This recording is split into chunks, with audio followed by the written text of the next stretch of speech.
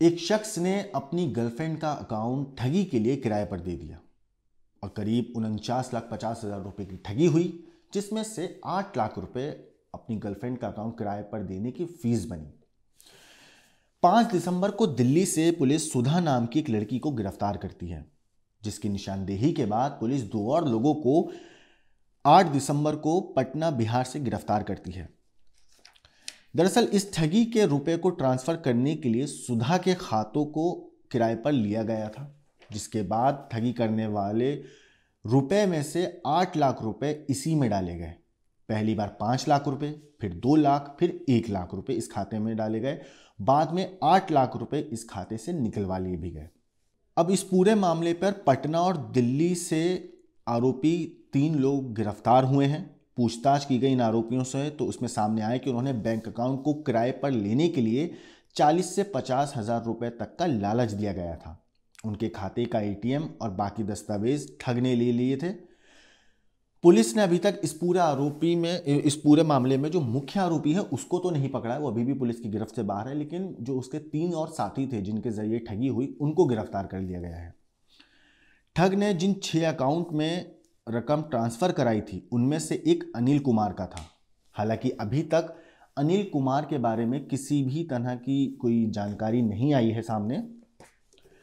अनिल के खाते से 8 लाख रुपए बाद में दिल्ली की जो रहने वाली थी सुधा, उसके खाते में ट्रांसफर हुए थे और उसी चेन को फॉलो करते हुए जो पुलिस थी वो सुधा तक जा पहुंची और सुधा को दिल्ली से गिरफ्तार किया गया।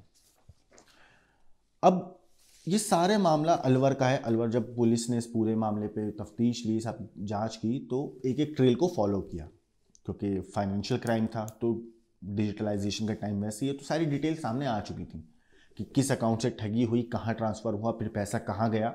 तो सारी ट्रेल को फॉलो करा पुलिस ने और उसके बाद दिल्ली से सुधा को और पटना से 2 और लोगों को गिरफ्तार किया गया। अब 8 लाख रुपए दिल्ली के रहने वाली सुधा के खाते में ट्रांसफर किए गए थे। सुधा के अकाउंट से पैसे निकाले गए तो पुलिस सुधा तक पहुंच गई ट्रेल को फॉलो करते हुए और दिल्ली से 5 दिसंबर को सुधा को गिरफ्तार कर लिया गया। फिर जब पुलिस ने सुधा से पूछताछ की गई तो उसने बताया कि वो अनिल नाम के किसी शख्स को जानती ही नहीं है, बल्कि 15 नवंबर को उसके बॉयफ्रेंड शशि कुमार ने उसका एटीएम यूज़ किया था। सुधा से मिले जानकारी के बाद पुलिस बिहार पहुंची और पटना से शशि को डिटेन किया। शशि पटना में बैंक के क्रेडिट कार्ड बनाता था। पुलिस ने शशि के साथी अजीत को भी हिरासत में लिया। अजीत भी एक निजी बैंक में कर्मचारी था और 8 दिसंबर को पुलिस ने दोनों को गिरफ्तार कर लिया। फिलहाल करीब 50 लाख रुपए की साइबर ठगी में अब तक रकम तो बरामद नहीं कर पाई है पुलिस। अब आपको बताते हैं कि इन लोगों ने ठगी करी कैसे।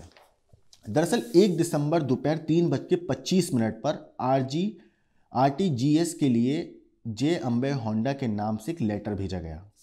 उसके बाद 1 दिसंबर को ही दोपहर 3:30 बजे ठग ने बैंक मैनेजर को कमल यादव के नाम से फर्जी कॉल किया। फिर 1 दिसंबर को ही शाम 6 बजे से 6:30 के बीच में 6 RTGS किए और मैसेज मिलने पर कमल ने बैंक में फ़ोन किया। और उसके बाद 5 दिसंबर को सुधा को पुलिस ने दिल्ली से गिरफ्तार किया और RTGS किए खातों में से एक से सुधा के पैसे ट्रांसफर हुए।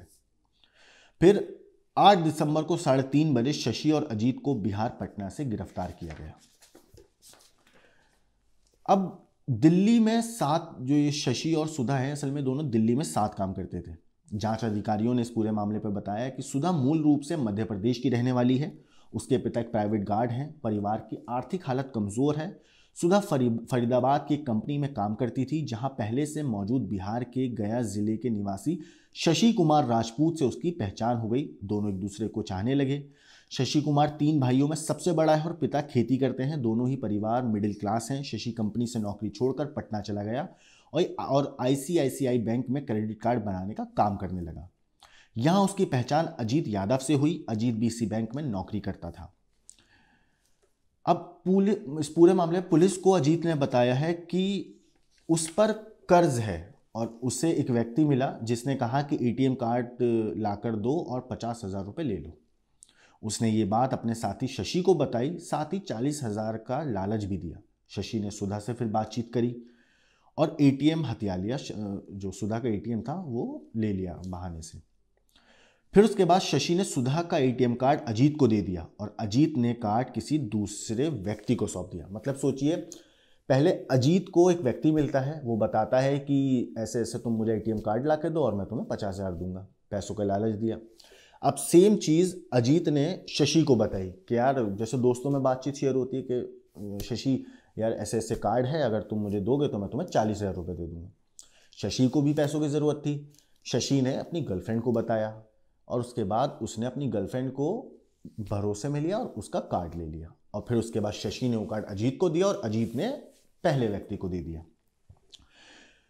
फिलहाल पुलिस ने इस पूरे मामले पर पकड़े गए तीनों लोगों को मुख्य साजिशकर्ता नहीं बताया है, बल्कि ठगी में इनका इस्तेमाल किया गया है। एटीएम कार्ड ठगों को सौंपने का तीनों का ये पहला केस था जिसमें तीनों पकड़े गए।